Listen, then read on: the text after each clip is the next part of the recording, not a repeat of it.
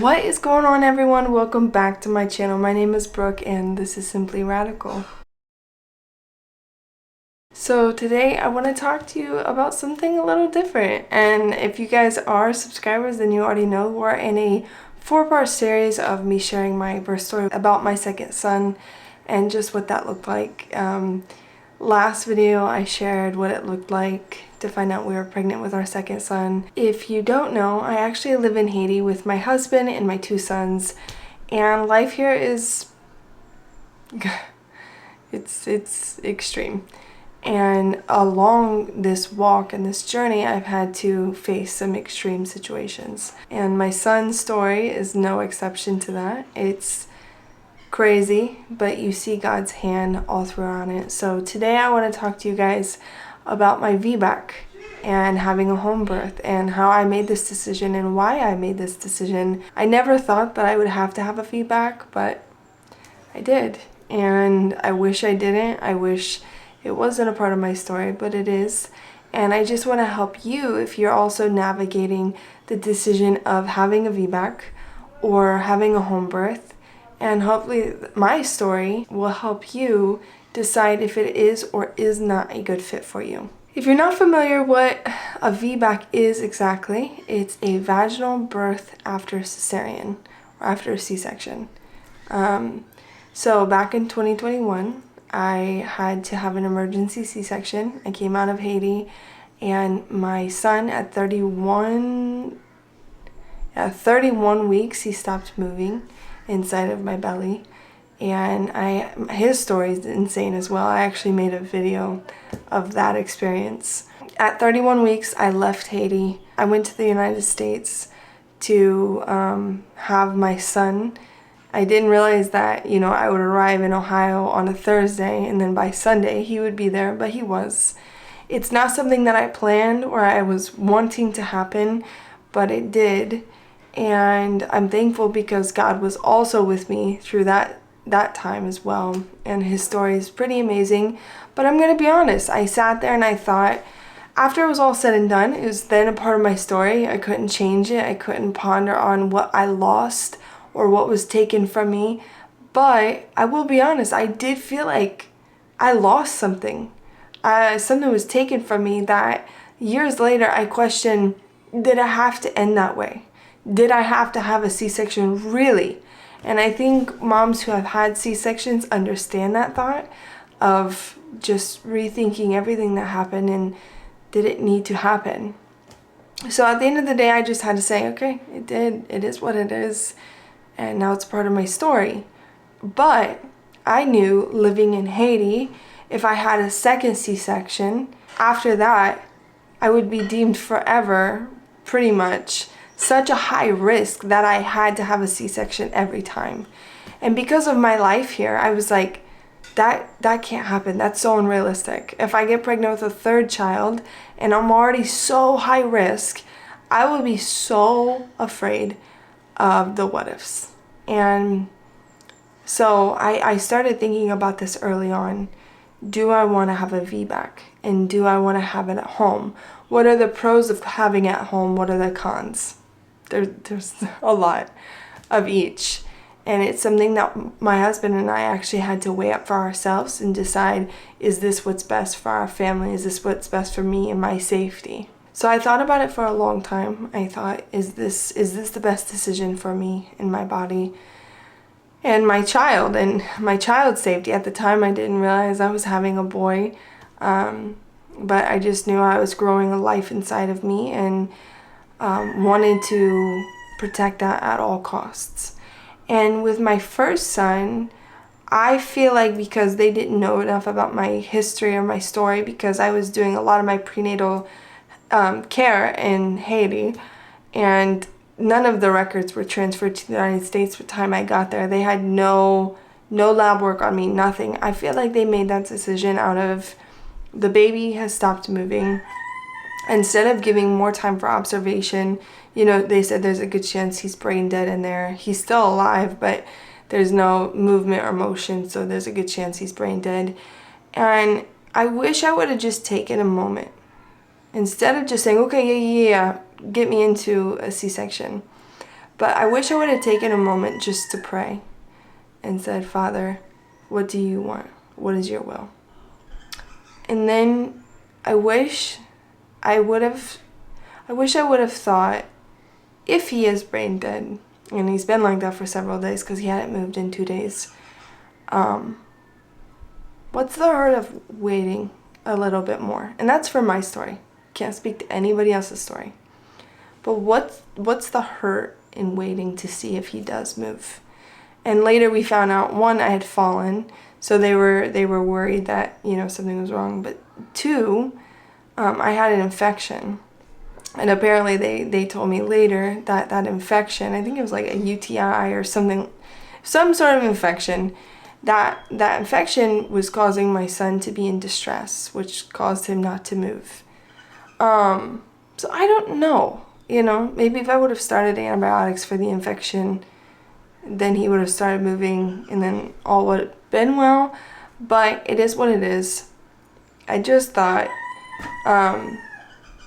I don't want to go through that again.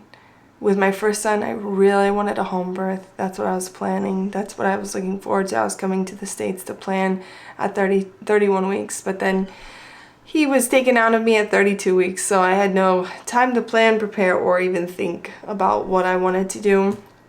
And so for my second child, I was like, okay, let's get ahead of the game. Like, let's really plan and pray this one out. So I started looking to options. My family lives in Ohio, and that's where I was raised. And in our area, there are options as far as midwives, birthing centers, but not a lot. Like my cousin, she gave birth in Texas, and she said the resources are like infinite. I mean, the best of the best resources, because Texas is already there of home birthing, having midwives and all of that. But at the time, back in 2013 or 2023, Ohio was just not in the game. I ended up finding Cincinnati Birth Center, and unfortunately, because I was a VBAC, I was a high risk and I could not have my baby in the birthing center. I had to have him at home. And I was okay with that. I was fine. I wanted a birthing center just so I knew I was in a safe space. And also I knew the birth center was in downtown Cincinnati, which is just so close to the best hospitals. And so I knew having my child there was a really good option, but it didn't work out. I had to have my child at home. And again, I weighed up the fact that my parents' house is about 10 minutes, like driving normally, from one of the best hospitals in Ohio. So I knew that I had that, and that kind of gave me some reassurance. Like if I were giving birth and the closest hospital is like 40 minutes away, I don't think I would have done it. I don't think, like, just what I was praying about, I don't think I would have had peace about, especially being such a high-risk pregnancy. And so I had to really just think about that. So I was connected with Cincinnati Birth Center. Loved it. I mean, I'll get into that more. But some of the things that I loved about my midwife that other people were not a fan of in my birth is how logistic she was. Not emotional, not comforting, not nurturing, but just, this is how it is, and it is what it is. I don't know how to explain it any other way, but my midwife was very like to the point, no games, no emotions, just, you know, and she was very knowledgeable, and I loved that. I loved that because I was walking into this birth, one, not having any idea of what this looked like. I'm not like one of those moms who've done so much research and know my rights and know what I want and this is how it's gonna go. I had no real opinions. I just knew I didn't want another C-section because of my life here in Haiti. And so for me, making that decision, I said, okay, I believe that being such a high-risk pregnancy, unless you got the right doctor and the right nurses, sometimes people panic in hospitals. It's like, okay, things are going well, right to C-section. And I've heard countless stories on this. Do I think there are good doctors out there, patient doctors? Yes. But I think majority of them are like, you know, we don't want to run the risk. And I get that. But in my birth story, which I'll get into in 2 videos, so there was a situation where in my birth, my scar started hurting. And if you know anything about a VBAC, that's not a good sign. One of the reasons you're such a high risk in a VBAC is because the baby could like rupture through your scar internally or externally. But to get through all of, I think there's 7 incisions in a C-section cut. And so to get through all those layers, probably not going to happen, but it could rupture through the uterus where the uterus was cut. And I think that's how it works. But basically the baby could then die. So it's very high risk. And I started having a point where my scar during my contractions were hurting so bad. And instead of panicking, my midwife stayed very calm and she said, try this. And I tried it and it relieved the pain. But I look at that and I don't know if a doctor would have been like, oh, just try this. Or the nurse would say, hey, try this. It's like a scary thing. It's like, okay, if there's pain in the scar area, it's not a good sign. And so I was just so concerned that my nurses and doctors in a hospital would just like rush me to a C-section, and it can't happen, because then I'd be such a high risk living here in Haiti. And we don't have people have C-sections in Haiti, but I didn't want to be one of them. so anyway, I loved Cincinnati Birth Center. I loved my midwife, Megan. I don't think she was for everyone, but for me, and not having my husband and not having the knowledge that I probably should have had going into this, I feel like she was a good fit for me. And that's all that mattered. I had a good experience. She's what I needed, and God knew that. I had other options. I had someone very kindly offer to come to my house and deliver my baby for free. And she was a midwife. And I prayed about that, and I didn't have peace. So I looked at all my options. I actually found Cincinnati Birth Center because my cousin gave birth a month or 2 before me, and that's who she went through. And her story is her story. Her story is crazy. But yeah, I don't know. I think I looked at all my options. I sat down with my husband. I prayed. I asked him, you know, what do you think? And ultimately he said, do what's best for you. Do what you're believing the Lord is leading you to, because it scared him. Like the thought of having a home birth, especially what it looks like in Haiti, which they do all the time. It's like not an uncommon thing here, but it is risky and women do die. You know, I know someone who died giving birth here, and it's very common. And so his perception of what it is very scary, and it is. I mean, you're taking a risk. Speaking of my little home birth baby, it's right here. Watson was like, whatever you're feeling like God is doing, then do that. And that's what I did. And I have very, very, very, very few regrets about my birth, to be honest. My VBAC, it was a beautiful experience. Like, I don't know. I highly, highly recommend trying to do natural birthing. Whether you do it at home or in a hospital, you know, to each their own. And if you can't, or if you, I mean, everyone's story is so different. Like, even looking at my story, I was like deemed unable to do it.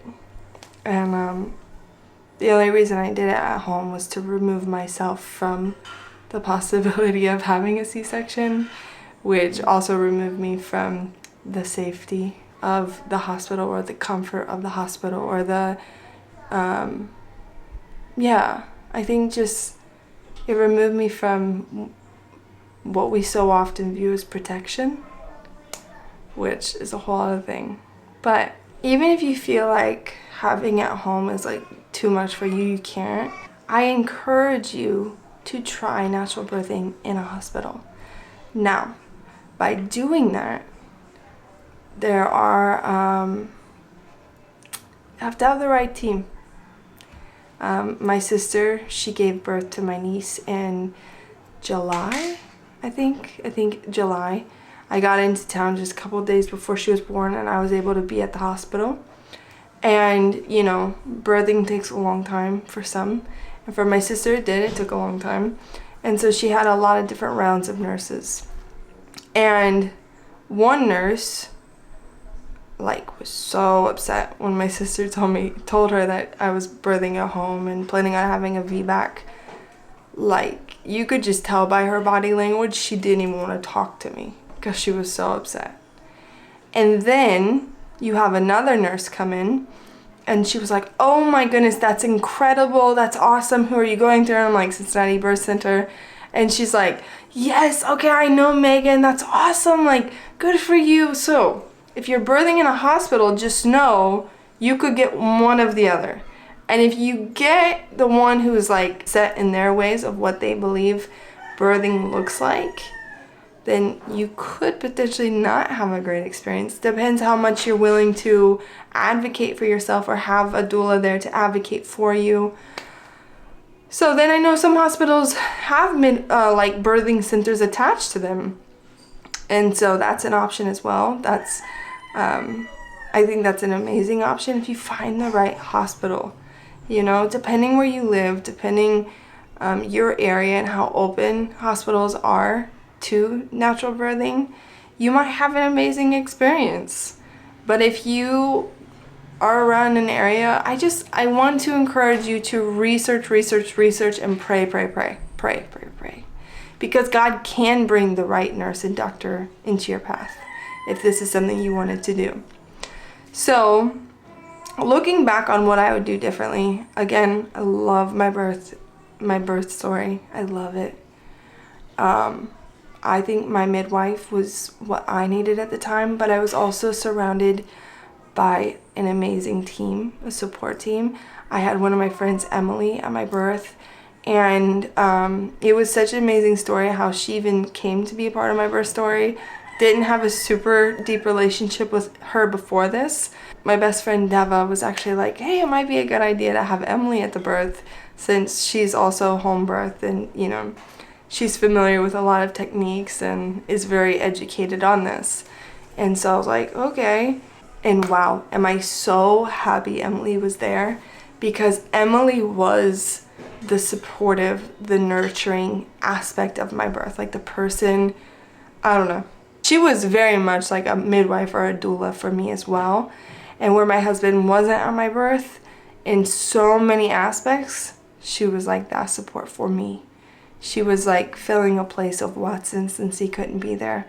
And so because of having that, and because of having a friend downstairs preparing food or anything I needed, having my sister there, having Deva there as a prayer warrior, I was surrounded by so many women that although my midwife wasn't the most nurturing, she was more logistical, that's exactly what I needed. And she knew what needed to happen. She knew the technique. She knew how to guide me. And a lot of times she just said, like, I remember, I mean, we'll get into the story, but there was a point in my birth where something was happening, and she said, let your body do what it needs to do. She's not like, okay, no, she's like, let your body do what it needs to do. And I did. And it was beautiful, beautiful. So would I change anything? The only thing I probably would change, which God gave me provisions and provided, I probably would have looked more into, I probably would have done a little bit more research. I don't know though. I don't know. Like a part of me, I'm like, should I have prepared more? Like my mind, myself. I don't know, because it worked out. I don't know, because I did not do a good job at that. I went into it pretty blind, but it worked out. And I was surrounded by an amazing team who knew what they were doing. So if you don't have that, probably do some research. I don't know, I really went into it blind. I'm like, I'm gonna let my body do what it needs to do. And that's what I did. I just want to encourage you, if you're considering a VBAC or you're considering a home birth, or you're considering natural birthing in a hospital, or you're just considering getting an epidural, okay? Just know our bodies were made to do this. The way that they make birthing, natural birthing, so scary, it was not that for me. But every story is different, and there's not a one-size-fits-all. And you as a mom are going to have to make the decision best for you and your child, and you're gonna have to stand on that. And I know it's hard, and I know it's scary, especially being surrounded in the world that we are today, and the opinions and the thoughts. That's another thing. Know who you're sharing your story with, like before you go into it, because a lot of times, wow, people give you unsolicited advice. I had so many people pour into me like, you can't do this. Oh, you're weak. Oh no, you don't have the pain tolerance. Oh, you? Why are you doing this? You really think you can do this? Oh, okay, we'll see. Like, what? What? So just be careful who you talk to. I learned that very early on whenever I was receiving poor advice. I just said, okay, I'm not gonna tell many people. Until I was very confident that this is what I wanted and needed to do, I did not tell many people. But listen, you can do it. You can do it. God designed our bodies to do it, and I know a lot of times people are like, oh, it's our curse as women, you know, if you're familiar with the Bible. And no, not at all. Not at all.